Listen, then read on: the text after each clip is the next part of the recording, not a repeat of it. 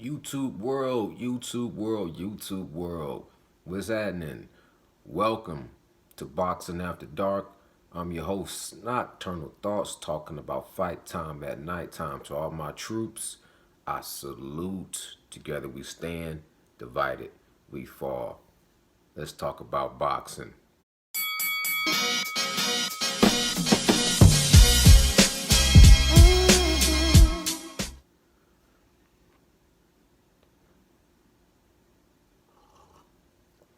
Let's talk about boxing.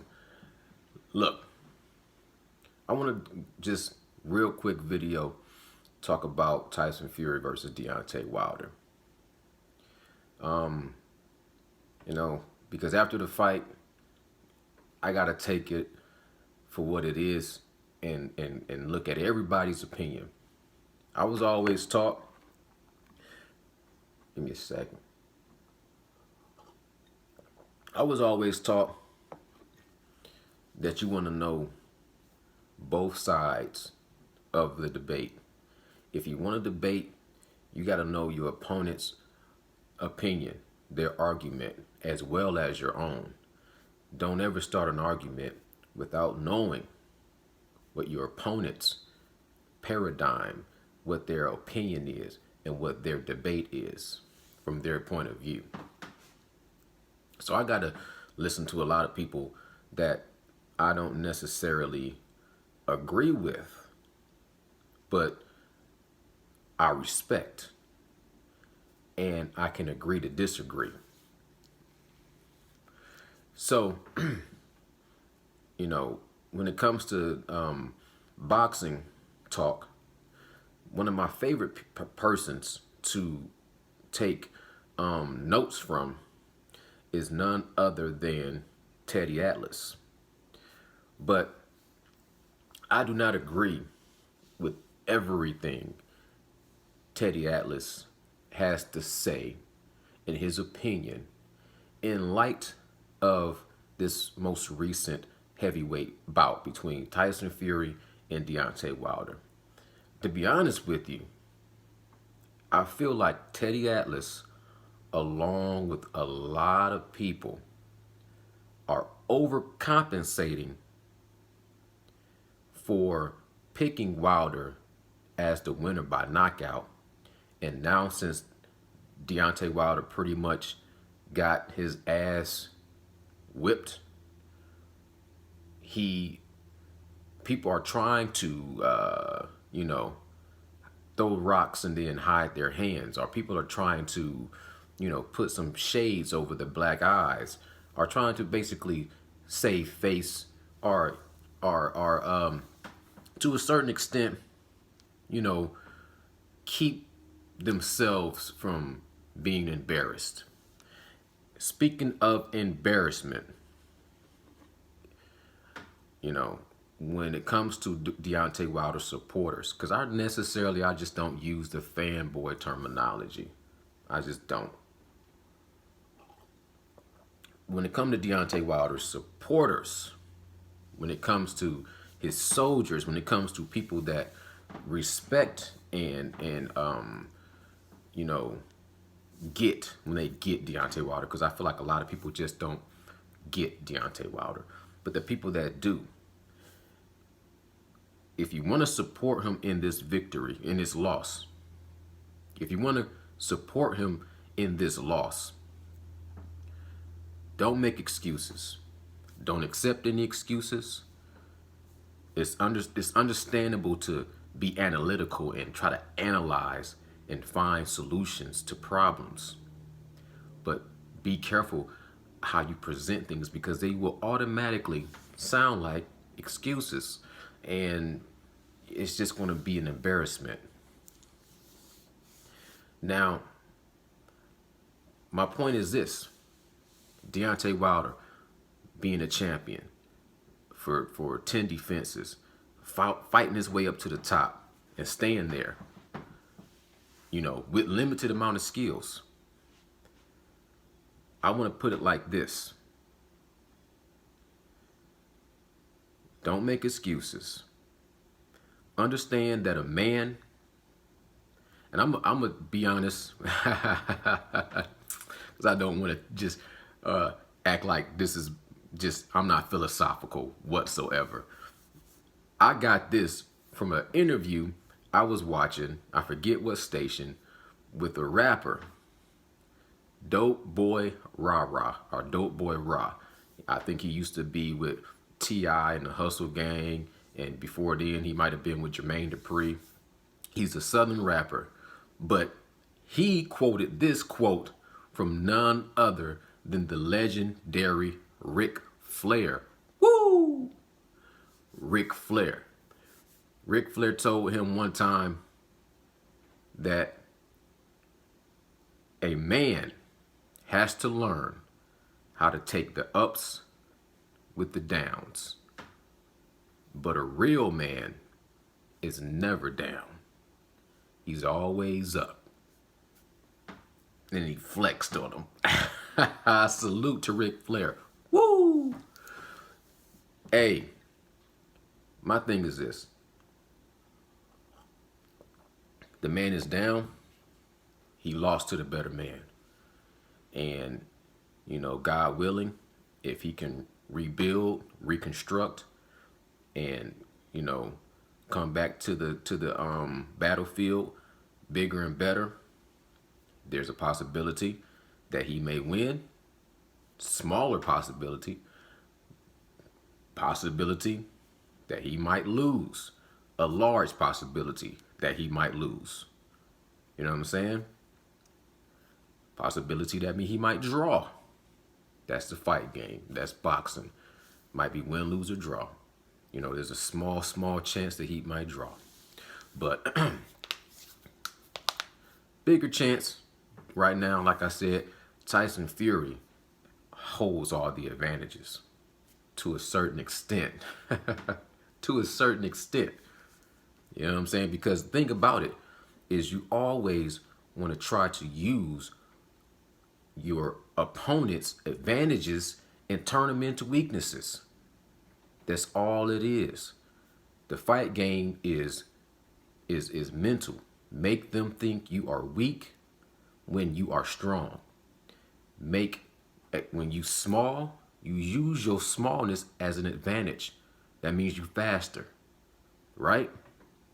If you've been defeated, act like you defeated. If you have courage, if you know in your heart, in your heart of hearts, in your soul of souls, in your spirits of spirits, if you know that you are a warrior and you going back and you rewatching this fight and you seeing Tyson Fury lick blood off your neck, and that's just igniting a fire in your belly that nobody can extinguish. Not all the haters, not all the yes men, not all the fanboys, not all the cheerleaders, not all the Tyson Fury fans, not all the commentators, not all the YouTubers. No matter who says what, nobody can extinguish this fire that's in your belly that's saying, I got to come back and I got to fight this dude and I got to find a way to win. Then don't let none of that be shown on the surface. Act like you defeated. Press conferences, don't say nothing. Tyson Fury try to egg you on and bait you into an argument and tell you how he whooped you and tell you about your suit being too heavy and tell you about the glove theories. Take it. Don't say nothing. Sit back and act like you intimidated almost by this dude.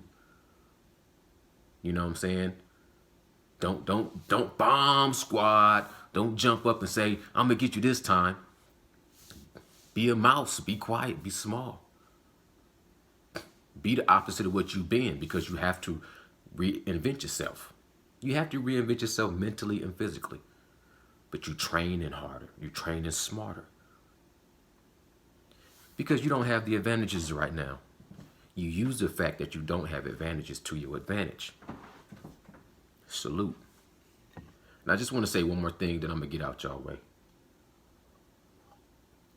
Because, I'm just rocking with Deontay Wilder, but I respect and I salute Tyson Fury from day one. Always have, always will. He's not my favorite cup of tea, but to me, I can always respect a crazy man. Period. I can always respect and find wisdom in a crazy man.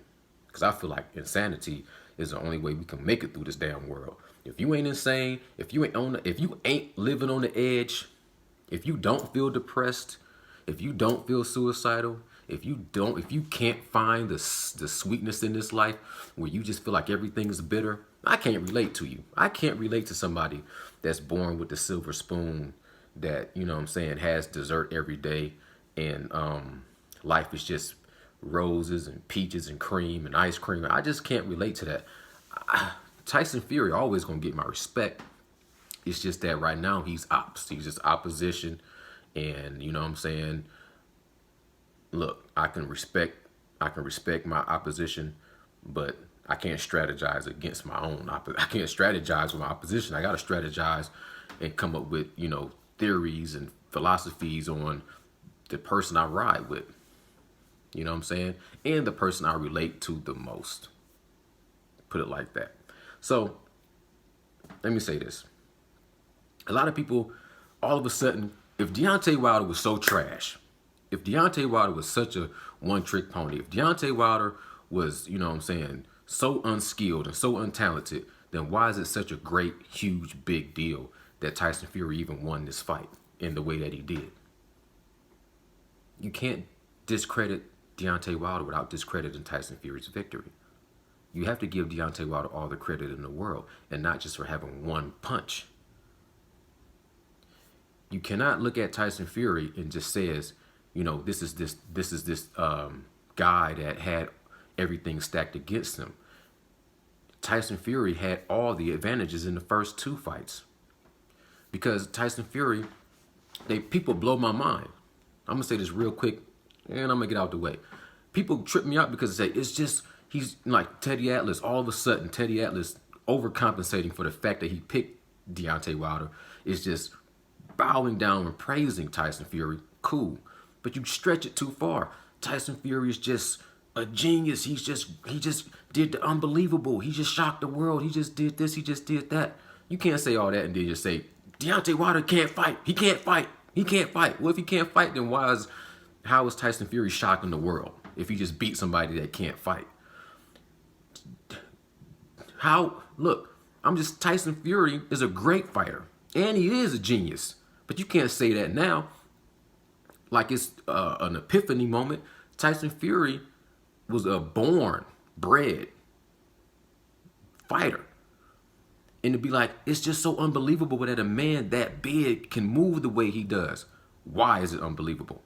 If he comes from a lineage of fighters, of big, like, not to say Neanderthalish, but they just big, old school, Viking, big, white, Caucasian guys that are fighters. Could his granddad move like that? Was his papa? Was his granddad a little bit more of an agile fighter? Was his dad a little bit of an agile fighter? Didn't he say he had Tyson Fury hitting the heavy bag and hitting pads when he was 5, since he was a wee lad? Since he was a wee lad, he been hitting the pads, and you know what I'm saying? That's Mayweather. That's Mayweather coming out the womb pretty much with the gloves on. Tyson Fury's been boxing since he was a kid. Not to mention, physically, he's 7 foot tall, and as far as his weight in this fight, 270 pounds with boxing skills, right? So that's great. That is unbelievable. I grew up playing Street Fighter. One of my favorite fighters on Street Fighter was E Honda. E Honda was the sumo wrestler. He was the biggest dude, but he had the fastest hands. You know, my brother, I'm a little dude compared to everybody in my family is huge. My granddad, huge. My dad, huge. My big brother, huge. My big brother is walking around. My big brother was 220 pounds when he was a damn near teenager. I mean, what are you talking about? You know what I mean? Like, he was always whooping everybody's ass. My big brother was always fast. He was never slow. I've seen big people fast in all sports. But when you talk about Tyson Fury, his grandfather was a boxer. His father was a boxer. He's a boxer. When you talk about Deontay Wilder, basketball player or football player, his daddy was a preacher. You talking about a man who developed his skills late and was a learning machine. And for Teddy Atlas to say that he was completely undressed and exposed by Tyson Fury, I disagree. Exposed is just the wrong word. Because Teddy Atlas even said, let's go back into the archives and I'm going to show you from day one how all of Deontay Wilder's deficiencies, I called him out on this deficiency. I called him out on that deficiency. I told you where he didn't have no base. His legs was too wide. I showed you where his defense lacked. I showed you where he threw his hands this way and that way. And I'm going to go back and show you through his whole career how he had these, things that he never fixed. Well, if you can go back that far and show him or show us all of his defects and deficiencies, then how was he exposed now? He's been exposed. If I'm walking around with my shirt off and somebody come and point out that's not exposed. Tyson Fury did not expose what we didn't know about Deontay Wilder. Everything we already knew. Tyson Fury exploited Deontay Wilder. He exploited everything that was already known. He just was the first person that was able to exploit it. Everybody knew that Deontay Wilder didn't have skills like Mayweather. You know what I'm saying? Everybody knew that Deontay Wilder lacked in defense. He lacked in offense. He didn't pivot. He didn't have a great stance. He had a lot of deficiencies. And he had a great eraser.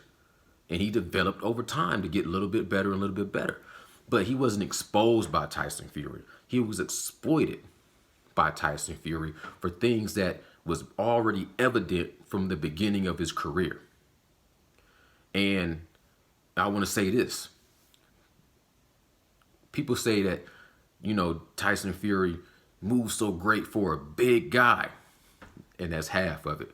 And I do want to say this. Tyson Fury did expose Deontay Wilder as far as bulldozing him, putting him on his back foot and forcing him to fight under that much pressure and making him get beat. I mean, that is an exposure.